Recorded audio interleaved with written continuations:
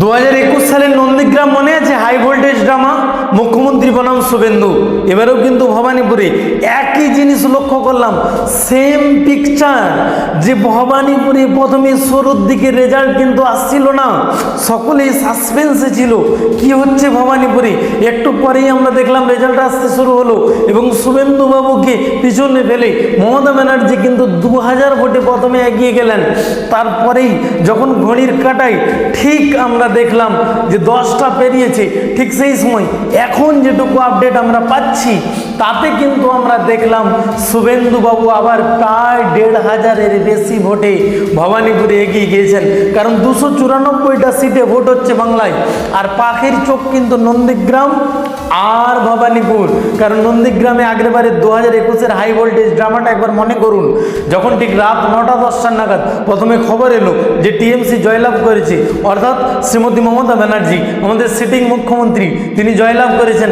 তারপরেই খবর এলো না, ইলেকশন কমিশনের ডেটা বলছে শুভেন্দুবাবু সীমিত মার্জিনে হলেও তিনি নন্দীগ্রাম জিতে নিয়েছেন, আমাদের মুখ্যমন্ত্রী হেরে গিয়েছিলেন এবং তারপরের দিনই কিন্তু আবার মুখ্যমন্ত্রী হয়েছিলেন ভবানীপুর জয়লাভের মধ্য দিয়ে। সেই ভবানীপুরে আজকের রেজাল্ট কি? সকলের চোখ ছিল সকাল থেকে সেখানে প্রথমে মমতা ব্যানার্জি আগিয়ে গেলেও এখন কিন্তু আমরা দেখতে পাচ্ছি শুভেন্দুবাবু আগিয়ে গিয়েছেন এবং সকাল থেকেই শুভেন্দুবাবু নন্দীগ্রামেও আগিয়েছিলেন। কি হাওয়া লক্ষ্য করছেন? পরিবর্তনের হাওয়া নাকি প্রত্যাবর্তন? কারণ টিভির পর্দাতে চোখ রাখলে আমরা দেখতে পাচ্ছি 294টা সিটের যে পরিসংখ্যান আমাদের কাছে আসছে তাতে আগানোর নিরিখে কিন্তু সেঞ্চুরি পার করে ফেলেছে বিজেপি, অর্থাৎ বিজেপি লিড করছে আমরা লক্ষ্য করছি এবং সেই জায়গায় ঘাড়ের উপর নিঃশ্বাসও কিন্তু ফেলছে টিএমসি। তাই শেষ হাসি কে হাসতে চলেছে সেটা তো দেখার বিষয়। তবে সবার যে দুটো সিটে নজর ছিল যে ভবানীপুর আর নন্দীগ্রামে কি হচ্ছে তার বর্তমান আপডেট কিন্তু এটাই, দুটো সিটেই আমরা দেখছি বিজেপি আগিয়ে রয়েছে। তবে হ্যাঁ, এটা একবারে ইনিশিয়াল স্টেজ, এখানে কোনো কিছু বলাটা একটু বোকামি যে এখনই হয়তো বিজেপি জয়লাভ করবেন বা দিদি জয়লাভ করবেন এই দুটো সিটে, তা কিন্তু আমরা বলতে পারছি না।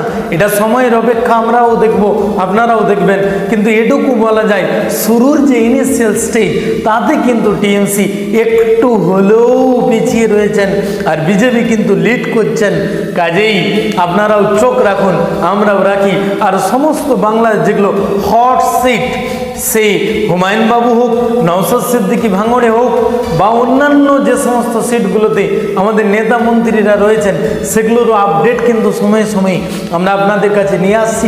তো কাজেই আপনারাও কিন্তু কমেন্টে জানাতে ভুলবেন না যে আজকের বাংলার মসনদের ফলাফল কি হতে চলেছে, টিএমসি নাকি বিজেপি। এবং আপনারা কিন্তু এটাও জানাতে ভুলবেন না যে গত যে 2021-এর যে পরিসংখ্যান ছিল সেটা তো পাল্টাতে শুরু করেছে। কাজেই পরিবর্তন নাকি প্রত্যাবর্তন? সাথে থাকুন বন্ধুরা, অবশ্যই নতুন হলে সাবস্ক্রাইব করবেন। জয় হিন্দ।